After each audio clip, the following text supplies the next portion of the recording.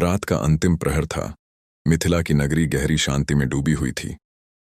राजमहल के विशाल प्रांगण में दीपकों की लौ मंद मंद जल रही थी।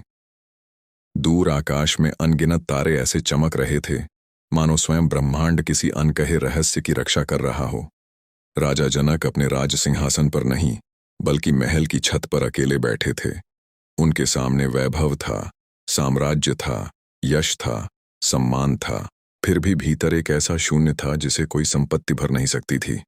उनके मन में एक ही प्रश्न बार बार उठ रहा था, यदि सब कुछ प्राप्त कर लिया तो फिर यह अधूरापन क्यों? मैं आखिर हूं कौन और मुझे यह जन्म क्यों मिला? इसी क्षण राजमहल के द्वार पर एक दिव्य तेज प्रकट हुआ। वह कोई साधारण ऋषि नहीं थे।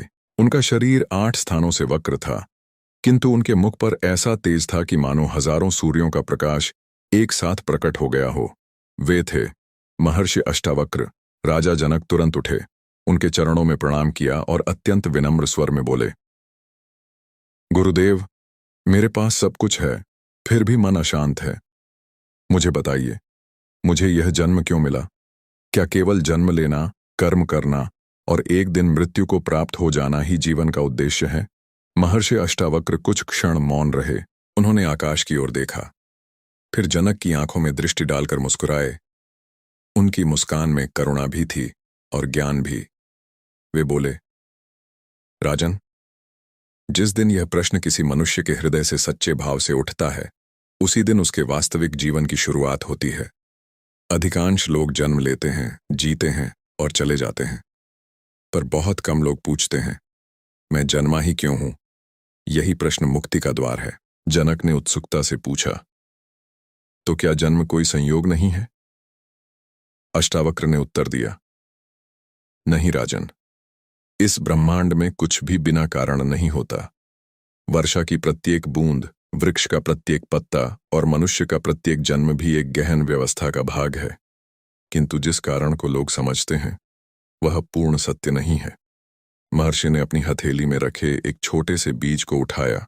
उन्होंने पूछा, राजन, यह क्या है? जनक बोले, एक बीज। अष्टावक्र मुस्कुराए, क्या केवल बीज? जनक कुछ क्षण मौन रहे। अष्टावक्र बोले, नहीं, इसमें एक विशाल वृक्ष छिपा है। हजारों पत्ते, अनगिनत फल, असंख्य नई शाखाएं और आने वाले अनेकों बीज भी इसी में छिपे हैं। जो केवल बीज देखता है वह आधा सत्य देखता है।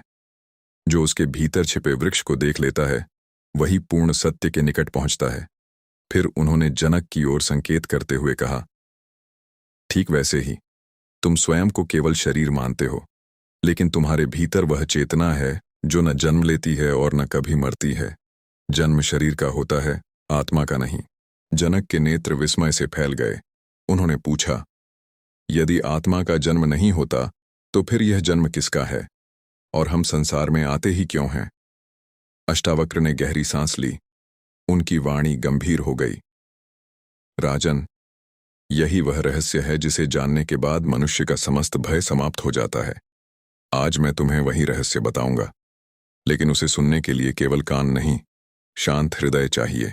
इतना कहकर महर्षि मौन हो गए। राजमहल के ऊपर से एक शीतल हवा का झोंका गुजरा। दीपक की लौ हिली, मानो स्वयं प्रकृति भी इस दिव्य संवाद की साक्षी बन गई हो। और उसी क्षण राजा जनक ने अनुभव किया कि उनके जीवन का सबसे महत्वपूर्ण उत्तर अब प्रकट होने वाला है। रात्रि और भी गहरी हो चुकी थी। मिथिला के राजमहल में ऐसा मौन छाया था कि दीपक की लौ की हल्की सी कंपन भी सुनाई देती थी। राजा जनक पूर्ण एकाग्रता से महर्षि अष्टावक्र के सम्मुख बैठे थे। उनके मन में वर्षों से दबे हुए प्रश्न अब उत्तर पाने के लिए व्याकुल थे। कुछ क्षणों तक मौन रहने के बाद महर्षि अष्टावक्र बोले, राजन, मनुष्य का सबसे बड़ा भ्रम यह है कि वह स्वयं को जन्मा हुआ मानता है। वास्तव में जन्म तुम्हारा नहीं, केवल शरीर का होता है। जनक ने विनम्रता से पूछा, गुरुदेव, यदि मेरा जन्म नहीं हुआ तो यह शरीर किसका है और मैं स्वयं को इसी शरीर के रूप में क्यों अनुभव करता हूं? महर्षि मुस्कुराए। उन्होंने पास रखे जल से भरे पात्र की ओर संकेत किया। इस पात्र में आकाश दिखाई दे रहा है। क्या तुम्हें लगता है कि आकाश इस पात्र के भीतर कैद हो गया है? जनक बोले, नहीं गुरुदेव, आकाश तो अनंत है, पात्र केवल उसका प्रतिबिंब दिखा रहा है। अष्टावक्र ने कहा, ठीक यही बात आत्मा और शरीर की है। आत्मा अनंत है, शरीर केवल उसका एक माध्यम है। जब पात्र टूट जाता है तो क्या आकाश टूटता है? नहीं। उसी प्रकार जब शरीर समाप्त होता है तब आत्मा समाप्त नहीं होती। राजा जनक कुछ देर तक मौन रहे। उनके भीतर एक नया विचार जन्म ले रहा था। फिर उन्होंने पूछा, यदि आत्मा अमर है तो वह बार बार शरीर क्यों धारण करती है? महर्षि ने गंभीर स्वर में उत्तर दिया, क्योंकि चेतना अभी स्वयं को पूर्ण रूप से पहचान नहीं पाई है। जब तक अज्ञान बना रहता है तब तक जन्म और मृत्यु का चक्र चलता रहता है। जनक ने कहा, तो क्या कर्म ही अगले जन्म का कारण बनते हैं? अष्टावक्र बोले, कर्म कारण है, पर सबसे बड़ा कारण कर्म नहीं, कर्मों से उत्पन्न आसक्ति है। कर्म करना बंधन नहीं है, स्वयं को कर्मों का कर्ता मान लेना ही बंधन है। फिर महर्षि ने एक उदाहरण दिया। मान लो कोई अभिनेता रंगमंच पर राजा की भूमिका निभाता है। नाटक समाप्त होने के बाद यदि वह स्वयं को सचमुच राजा समझने लगे तो क्या होगा? जनक मुस्कुराए, वह भ्रम में जीने लगेगा। यही मनुष्य के साथ होता है। आत्मा इस संसार रूपी रंगमंच पर अनेक भूमिकाएं निभाती है, लेकिन वह भूमिका को ही अपना वास्तविक स्वरूप मान बैठती है। यही अज्ञान है, यही जन्म मृत्यु का कारण है। इन शब्दों ने जनक के हृदय को गहराई से स्पर्श किया। उन्होंने धीरे से पूछा, क्या इस भ्रम से जागना संभव है? महर्षि अष्टावक्र की आंखों में करुणा झलक उठी। हाँ राजन, और इसी जागरण के लिए मनुष्य जन्म लेता है। धन कमाने के लिए नहीं, केवल यश पाने के लिए नहीं, बल्कि अपने वास्तविक स्वरूप को पहचानने के लिए। जिस दिन मनुष्य जान लेता है कि वह शरीर नहीं, शुद्ध चेतना है, उसी दिन उसके लिए जन्म और मृत्यु का भय समाप्त हो जाता है। राजा जनक की आंखें नम हो गईं। उन्हें पहली बार अनुभव हुआ कि शायद जीवन का उद्देश्य संसार को जीतना नहीं, स्वयं को जानना है। किंतु उनके मन में अभी भी एक प्रश्न शेष था। उन्होंने हाथ जोड़कर पूछा, गुरुदेव, यदि आत्मा पूर्ण है तो फिर वह अज्ञान में आती ही क्यों है? परमात्मा ने यह संसार और यह जन्म मृत्यु का खेल बनाया ही क्यों? महर्षि अष्टावक्र ने गहरी दृष्टि से जनक को देखा। उनके मुख पर हल्की मुस्कान आई।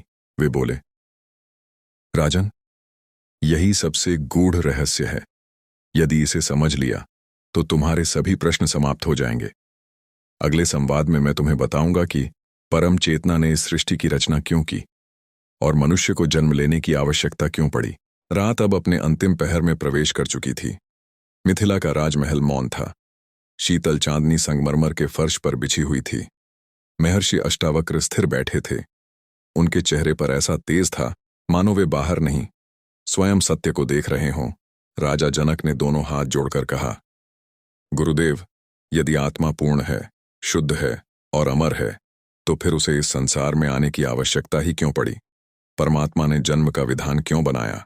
महर्षि अष्टावक्र ने कुछ क्षण नेत्र बंद किए, फिर अत्यंत शांत स्वर में बोले, राजन, सबसे पहले यह समझो कि परमात्मा ने किसी को दंड देने के लिए संसार नहीं बनाया। यह सृष्टि किसी कारागार की तरह नहीं, बल्कि चेतना के अनुभव का क्षेत्र है। जनक ने पूछा, अनुभव का क्षेत्र? अष्टावक्र बोले, हाँ, जैसे सूर्य अपना प्रकाश स्वभाव से फैलाता है, वैसे ही परम चेतना अपने स्वभाव से प्रकट होती है। उसी प्रकट होने का नाम सृष्टि है। कुछ क्षण मौन छाया रहा। फिर महर्षि ने पास रखे शांत सरोवर की ओर संकेत किया। जब हवा नहीं चलती तो जल शांत रहता है, उसमें आकाश का प्रतिबिंब स्पष्ट दिखाई देता है।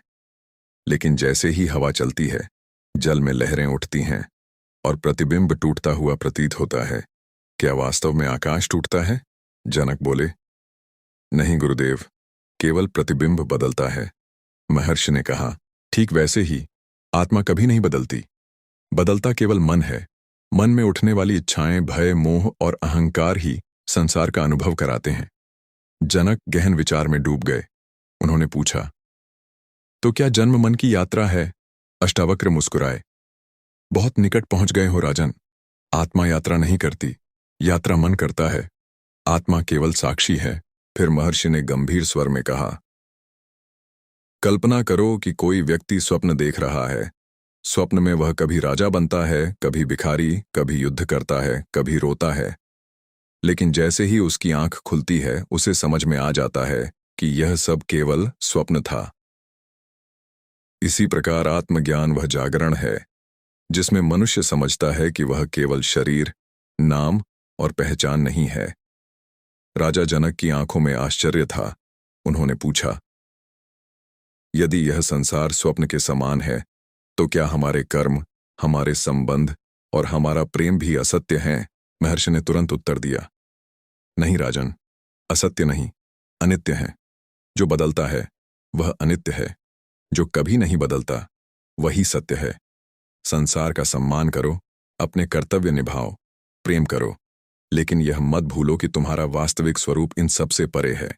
इन शब्दों ने जनक के भीतर एक नई शांति भर दी। फिर भी उनका मन पूरी तरह संतुष्ट नहीं हुआ। उन्होंने अगला प्रश्न किया, गुरुदेव, यदि मन ही बंधन का कारण है, तो क्या प्रत्येक मनुष्य इस जन्म में मुक्त हो सकता है? महर्षि अष्टावक्र की आंखों में अद्भुत करुणा झलक उठी। वे बोले, हाँ राजन, मुक्ति किसी विशेष व्यक्ति का अधिकार नहीं है। न राजा होने से मिलती है, न सन्यासी होने से। मुक्ति उसी क्षण मिलती है जब मनुष्य अपने वास्तविक स्वरूप को पहचान लेता है। कुछ क्षणों के लिए चारों ओर पूर्ण मौन छा गया। तभी पूर्व दिशा में हल्की लालिमा दिखाई देने लगी। भोर होने वाली थी। महर्षि ने उगते प्रकाश की ओर देखते हुए कहा, जैसे सूर्योदय होते ही अंधकार स्वयं मिट जाता है, वैसे ही आत्मज्ञान होते ही अज्ञान समाप्त हो जाता है। अंधकार को अलग से हटाना नहीं पड़ता, केवल प्रकाश चाहिए।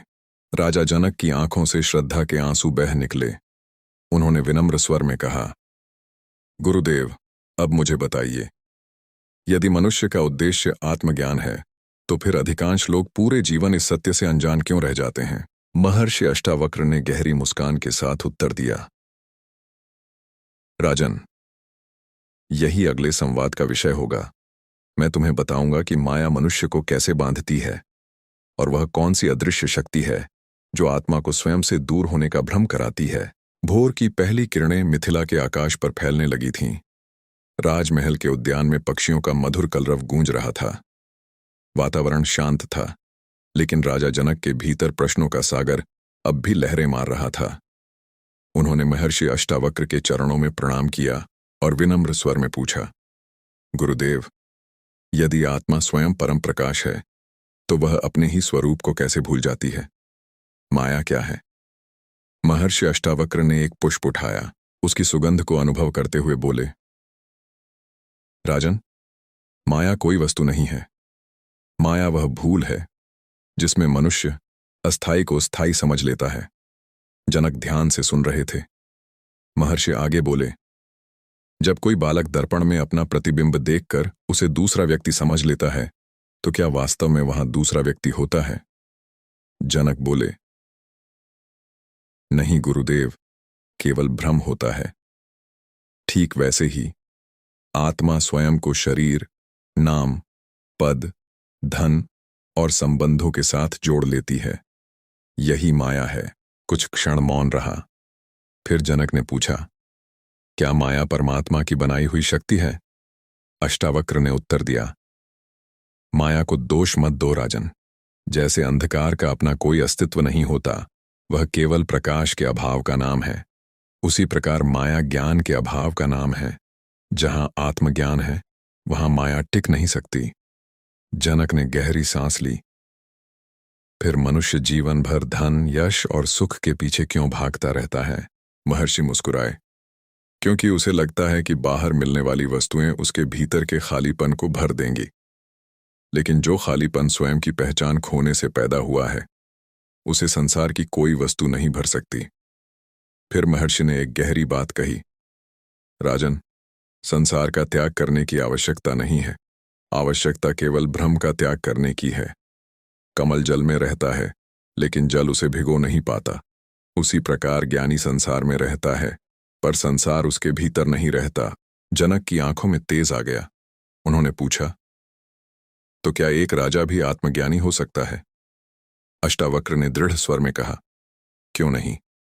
आत्मज्ञान वस्त्र बदलने से नहीं मिलता, दृष्टि बदलने से मिलता है। यदि मन मुक्त है तो राजमहल भी आश्रम है, यदि मन बंधा है तो जंगल भी कारागार है। ये शब्द सुनकर जनक के हृदय में जैसे बिजली कौंध गई। उन्होंने महसूस किया कि मुक्ति कहीं बाहर नहीं, भीतर है। लेकिन तभी उनके मन में एक और गहरा प्रश्न उठा। उन्होंने विनम्रता से पूछा, गुरुदेव, यदि मन ही बंधन है तो इस मन को शांत कैसे किया जाए? यह हर क्षण नई इच्छा, नया भय और नए विचार क्यों पैदा करता रहता है? महर्षि अष्टावक्र ने पूर्व दिशा में उगते सूर्य की ओर देखा, फिर शांत स्वर में बोले, राजन, यही सबसे महत्वपूर्ण प्रश्न है। मन को जीतने वाला ही स्वयं को जान पाता है। अगले संवाद में मैं तुम्हें बताऊंगा कि मन कैसे जन्म लेता है, कैसे भटकता है और उसे शांत करने का सबसे सरल मार्ग क्या है। सूर्य पूरी तरह उदित हो चुका था। उसके प्रकाश से पूरा राजमहल जगमगा उठा और राजा जनक के भीतर भी ऐसा लगा मानो अज्ञान का अंधकार धीरे धीरे हटने लगा हो। प्रातःकाल का समय था। सूर्य की स्वर्णिम किरणें मिथिला के राजमहल को आलोकित कर रही थीं। उद्यान में मंद समीर बह रही थी। वृक्षों की पत्तियां धीरे धीरे हिल रही थीं, मानो प्रकृति भी महर्षि अष्टावक्र और राजा जनक के दिव्य संवाद को सुनने के लिए शांत हो गई हो।